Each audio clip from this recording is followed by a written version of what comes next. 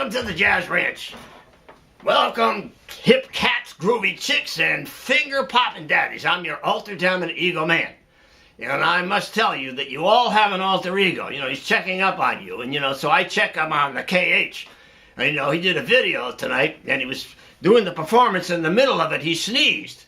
He said, he told me, he said, I can't use that cut. I said, no, you should use that cut. People realize that, you know, you're a real person. You sneeze, you know, whatever, you can't, you know, you got to show them that, you know, no, I can't use that. Yeah, I talked him into it. You know, I'm going to give you that clip. But, you know, the KH, you know, his story, you know, people ask me, what's the story of him? And, you know, like, he was a banker. His parents got him into banking, you know, he hated it. So he said, I want to be a jazz musician. You can't be a jazz musician. You'll starve, which is true, you know, but anyway, he got a gig, you know, when he was young. You know, I was about maybe 18, 20 years old. He got a gig over in the adjacent town playing with a New York group that was playing in a little coffee house back in those days. You know, they had coffee houses all over the place. And he's playing jazz, you know, and he's playing. Anyway, the leader came up to him, was a flute player. The leader was a flute player. He said, oh, we got a gig over at this such and such a hotel this Saturday. We got to go over there, you know. So they went over and they played this gig. Anyway, they're in the middle of the gig. All of a sudden, this lady comes out, and she starts taking her clothes off right in the middle, right there.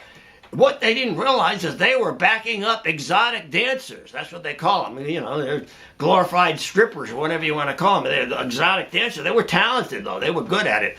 But anyway, you know, they would drape the clothes over the KH's head as they were taking them off. Anyway, in the middle of it, they got into a break, and the singer, or the dancer, came up to the leader, who was the flute player, and he said, hey, you can't, the flute ain't cutting it.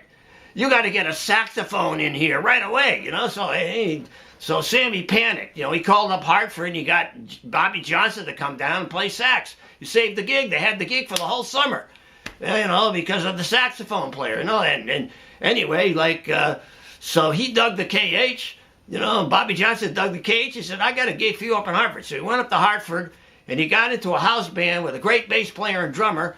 And they got to back up these New York stars that came in. They got to back up Zoot Sims, Kenny Burrell, Jimmy Heath, Clifford Jordan. You know, all these great players came in to play, and he got to play. And they taught him how to play music. That's how he learned. You know, so you never know. Listen to your alter ego. That's what I'm telling you. So here's the clip. He won't let me do. Oh, here he comes. He's got the dog with him. He's gonna attack me. I gotta go. Bye bye.